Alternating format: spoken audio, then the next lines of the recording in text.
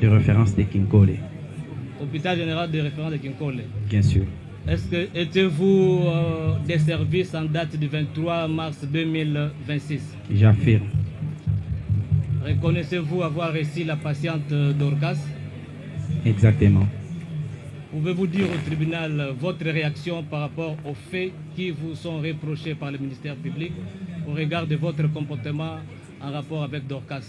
Merci beaucoup. Je pense que le président ou le jury peut me croire en âme et conscience, et j'ai aussi foi en vous. À travers ma narration, vous pourriez déjà comprendre que les griefs qui me sont attachés ne concordent pas avec ce qui s'est passé. Alors, je demanderai peut-être au président de le relire pour que cela me donne bien l'idée de bien répondre. Regardez, Monsieur David, ici nous voudrions seulement connaître ce qui s'est passé réellement entre vous et Madame Dorcas. Parce que le ministère public a dit, le ministère public dans le résumé des faits, a dit qu'il vous poursuivait pour torture sur Madame Dorcas Mouya. Il vous poursuivait également pour atteinte à sa vie, pour coups de blessures volontaires lui administrées, ainsi que pour coups de blessures aggravées que vous lui avez administrées. Qu'est-ce qui s'est passé, tentative de meurtre? Qu'est-ce qui s'est passé réellement à cette date du 23 mars 2026 à l'hôpital général de référence de Kinkole? Qu'est-ce qui s'est passé réellement? Merci beaucoup. Par rapport au fait qu'on vous reproche, vous pouvez nous dire ce qui s'est passé? Je pense que ici présent, il n'y a personne d'autre que moi qui était là lorsque les faits se sont passés. Et je crois que vous me croirez sur ma narration. Étant médecin programmé de garde en date du 23 allant jusqu'au 24, après avoir pris le service en main en échange avec l'équipe qui devait partir, j'ai trouvé la parturiente dénommée Dorcas Mouya sur le lit de travail dans la salle de travail. Et j'ai reçu de l'infirmière ou bien de la sage-femme qui l'a surveillée les récits suivants. Voici cette dame qui est venue pour s'accoucher, qui est en travail, mais qui est non collaborante parce que tout ce qu'on lui donne comme consigne à suivre, elle fait le contraire. Et vous savez les conséquences qui en découlent. Sur ce, je me suis permis de prodiguer conseil à notre parturiente. Et la parturiente m'a rassuré qu'elle a écouté ce que je lui ai prodigué comme conseil. Alors, je me suis déplacé parce que le travail, l'accouchement revient à la sage-femme. Et moi, je peux intervenir qu'en cas d'appel. Après que l'accouchement a eu lieu, la sage-femme a constaté qu'il y avait des dégâts dus à la non-collaboration de l'accouchée. Et quand elle a essayé d'intervenir, premièrement en administrant l'oxytocin, qui est l'hormone nécessaire après l'accouchement, contribuant à l'arrêt de l'hémorragie naturelle. Je vais d'abord dire une hémorragie physiologique. La dame n'avait pas accepté. Et ça, c'était déjà une erreur grave de la part de la dame, parce que cela pouvait conduire à des dégâts. Après avoir évalué la dame après l'expulsion du bébé, la dame n'a pas voulu que les mains soient introduites dans ses parties intimes comme de coutume pour terminer les soins. Et après avoir objectivé une déchirure des parties molles de notre accouché, la mesure à prendre est la suture ou la réparation. Devant cette nécessité-là, notre accouché a refusé que réparation soit faite. Après que la sage-femme ait échoué cette discussion avec notre accouché, elle a fait appel au premier médecin de garde, qui, selon ses dires, n'a pas réussi à convaincre notre accouché des soins post-partum. Et ce dernier médecin fera appel à un deuxième médecin commis à la garde. Celui-ci a essayé, je ne sais pas comment, persuader, supplier, expliquer le bien fondé de l'intervention qui doit venir après l'expulsion du bébé. Et après avoir tenté de faire quelque chose, le refus catégorique de notre accouché a été constaté. Sur ce, le confrère a pris l'initiative de faire appel à l'équipe de la couverture sanitaire universelle, ou ceci en sigle, pour le transfert de la dame. Et quand moi je reviendrai, le confrère me dira que je préfère qu'on transfère cette dame parce qu'elle ne collabore pas alors que sa vie est en danger. Et le confrère a appelé la grand-mère de notre accouché pour corriger ce que le ministère public avait dit. La couchée ne s'était pas accompagnée de sa mère, mais plutôt de sa grand-mère. Et le confrère lui a expliqué le fait pour dire: nous allons transférer votre petite fille à cause de son refus de collaborer ou de nous permettre de l'aider alors qu'elle court le danger. Alors, le confrère profitera pour dire: docteur, toi tu l'avais convaincu un peu avant, est-ce que tu ne peux pas tenter?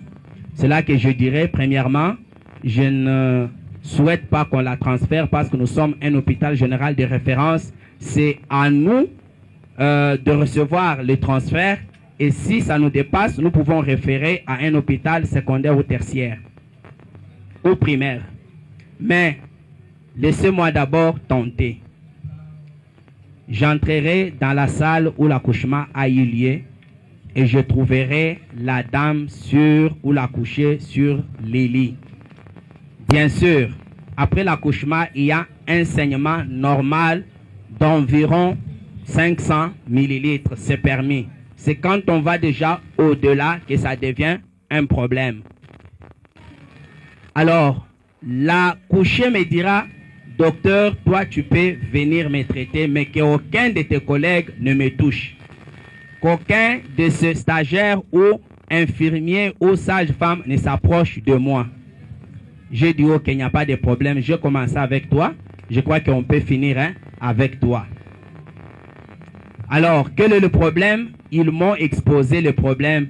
Là où l'accouché ne veut pas qu'on puisse l'aider pour suivre les soins qui avaient déjà commencé. Sur ce, je lui expliquerai le bien fondé de la poursuite de ces soins et le danger pourri en cas de refus. La dame me dira: toi, tu peux le faire. Je suis médecin. Les autres plaident avec leurs documents. Moi, mes documents ou mes outils, à part la science que je détiens, ce sont les instruments. Devant une femme qui a accouché, qui a connu la déchirure de ses parties molles, la science nous dit ceci: si on ne procède pas à la suture de ces déchirures-là, l'hémorragie ne tarira jamais. quelles que soient les autres méthodes que l'on peut utiliser. Même si cette hémorragie-là est normale. S'il vous plaît, docteur, ce n'est pas pour vous interrompre. Hein? Merci. Mais c'est pour avoir quelques précisions. Lorsque vous avez appris que Madame Dorcas refusait de collaborer avec le staff médical et que vous avez pris les choses en main, qu'est-ce qui s'est passé? Vous êtes allé prier avec elle? Est-ce que vous l'avez appelée quelque part ou vous êtes allé vers elle, vous lui avez parlé tendrement? Ce qui s'est passé réellement, c'est quoi? Est-ce que vous reconnaissez en des termes clairs lui avoir administré des petits coups, des petits... Non, des je petits ne suis pas encore là. Non, mais nous, ici, on risque de vous laisser...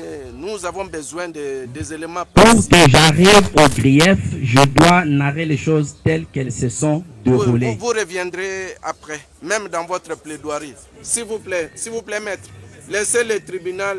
Qu'est-ce qui s'est passé lorsque vous avez appris que Mme Dorcas refusait de collaborer avec le staff médical?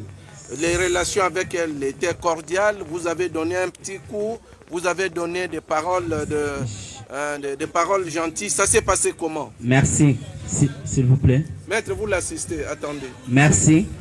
Je crois que je ne veux pas vous prêter intention, mais vous voulez peut-être que je précipite la narration. Ce n'est pas précipité, c'est l'instruction. Hein? L'instruction, c'est une question de... C'est un jeu, une étape de question-réponse. Vous aurez le temps de développer tout ce que vous dites là. Mais pour l'instant, nous avons besoin des éléments précis. Hein?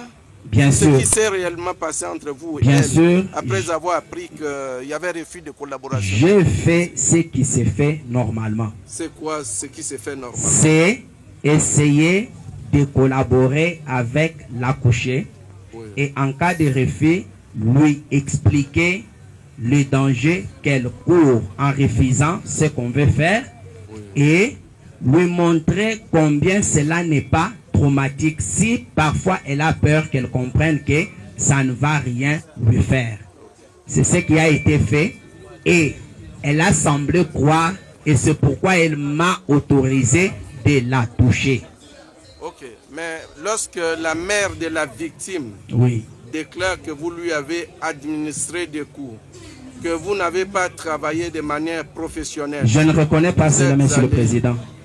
Est-ce que vous reconnaissez lui avoir administré les coups pendant qu'elle était sur les lignes? Comment parachuterais-je par cela si je ne vous dis pas ce qui s'est passé pour que j'arrive à lui administrer les coups? Non, attendez, essayez de collaborer avec nous, hein, c'est-à-dire de répondre aux questions que le tribunal vous pose.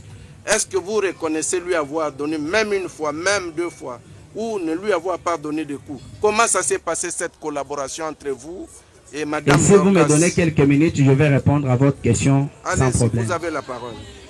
Mais répondez aux questions comme vous... Non, ne vous laissez pas intimider. Non, non. Vous parlez avec les tribunaux. Je sais que vous êtes un homme scientifique, vous comprenez. Oui. Mais il y a une clameur publique. Il y a les gens qui ne savent pas ce qui se passe. Il faut les ignorer. Qu'est-ce qui s'est passé? Il faut ignorer ce qui s'est passé. Voilà ce qui s'est passé. Oui. J'ai expliqué à la dame les biens fondés et les dangers courus au cas du refus de l'assistance que nous devons lui apporter gratuitement en âme et conscience parce que nous pratiquons la couverture sanitaire universelle. Les soins maternels sont gratuits. Oui. Et alors, comment, après lui avoir expliqué qu'est-ce qui s'est passé, elle m'a permis de travailler. Okay. Et en cas de déchirure, nous avons ce que nous appelons un écartère de doyen. Oui. C'est un écartère très nécessaire qui nous permet de visualiser l'origine de l'hémorragie. Sans cet écartère-là, vous travaillez aveuglement. Je lui ai expliqué que tu vois ça va me permettre de visualiser d'où vient l'hémorragie. La dame me dira, je lui ai dit, un gros bébé vient de franchir cette voie. L'Ibende, c'est un petit rien, bien limé, c'est pas tranchant, comme le ministère l'a dit. C'est ce qui a été conçu par les scientifiques pour nous permettre de bien faire ce travail-là. Elle a refusé. J'ai dit, ok, pas de quoi. est-ce que tu peux permettre qu'à la place de le carter, j'utilise mes deux doigts, bien que cela ne me permettra pas, mais pour ne pas te faire mal, la dame dira oui. Or, ça, c'est un danger que moi, j'ai couru. Parce que là, à l'intérieur, quand vous suturez, vous risquez de vous piquer vous-même. Je le fais. Alors, le col utérin, d'où venait l'hémorragie, étant un organe interne, je ne peux pas aller le suturer si je ne le rapproche pas à la portée de ma vie. Je lui ai demandé, je vais utiliser cette pince en cœur pour approcher le col utérin afin de voir d'où vient l'hémorragie et de bien l'arrêter. Docteur, pas ça. Je dis non, madame, tu m'as dit que je peux t'aider et tu m'as permis de faire ce que je fais. Laisse-moi continuer. Et moi, je travaille avec les matériels qui sont stériles.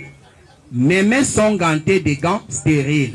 Il n'est pas permis à une tierce personne de les toucher ou de s'approcher brutalement de moi.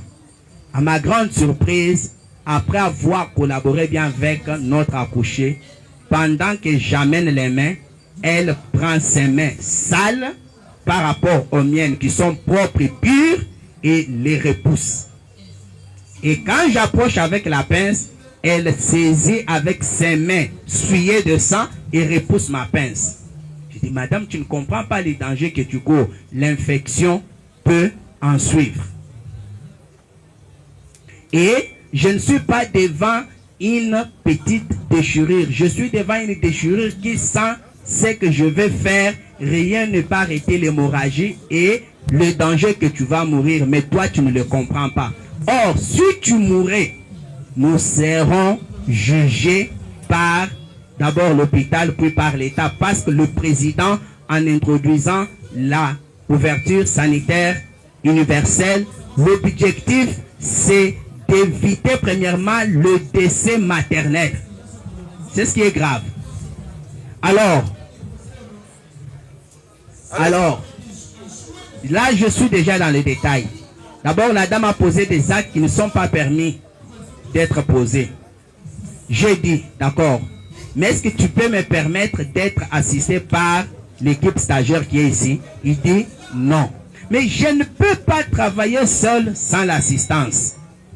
Et j'étais devant un dilemme et j'ai pu expliquer de toutes les manières, mais on dirait que la personne ne comprenait pas les bien fondés de mon intervention. Okay. Et en posant des gestes agressifs vis-à-vis de moi, j'appelle ça agressif.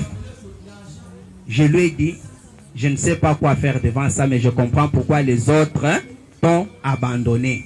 Je fais appel à sa grand-mère qui est venue, qui a parlé. C'est le comportement avec cette fille, elle parle sans cesse. Elle réplique à n'importe qui, à n'importe quoi, au lieu de s'intéresser à moi, le médecin. Au point même de fermer la bouche à sa grand-mère, de Kolongolaye. Les autres parturiantes qui étaient là ont intervenu en disant, depuis 16 heures tu es là. Yomo konde ozamwasi akobota, bisope toye pona tobota. Ndenge ni yo a privatisé, donc yomo ko simbi ba médecin, biso bakota la biso quand. Et là j'ai à peu près 6 femmes en travail aussi, avec 2 lits. Et une à la porte en train de pleurer. Malgré l'intervention de celles qui les avaient accompagnées, d'elle-même qui pleurait aussi, qu'on mette d'abord son cas à côté, qu'on les voie, elle n'a pas compris. J'ai envoyé appeler notre service de sécurité de l'hôpital, les JR. Et c'est une dame. Des fois, quand on a des difficultés comme ça, on fait appel pour qu'elle vienne quand même intervenir. Peut-être qu'on peut comprendre. C'était une militaire en tenue, ça peut aller. Malheureusement, il était allé intervenir de l'autre côté. Vous comprenez combien j'étais en train de chercher des solutions. Et tout cela, ça prenait du temps, mais la femme saignait. J'ai dit, mais dans l'entretemps, si l'on continue avec... S'il vous plaît, monsieur David, vu son refus de collaborer, après avoir tout tenté, qu'est-ce qui s'est passé réellement? Moi, connaissant les dangers qu'elle courait, et que moi aussi je courais, si je lui laissais tomber dans ces dangers-là, j'ai dit je dois utiliser une autre méthode, c'est grimacer ou contraindre cette accouchée pour atteindre les objectifs qui lui sont vitaux. Exactement. Vous l'avez grimacé de quelle manière? Ça a commencé par des intimidations, sans suite.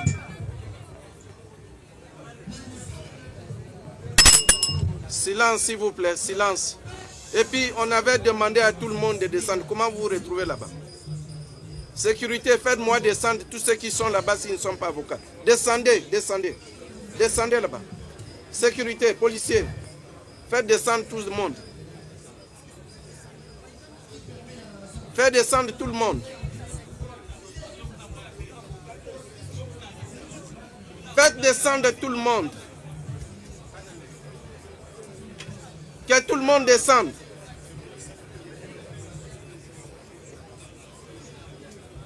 Oui. Comment s'est passé?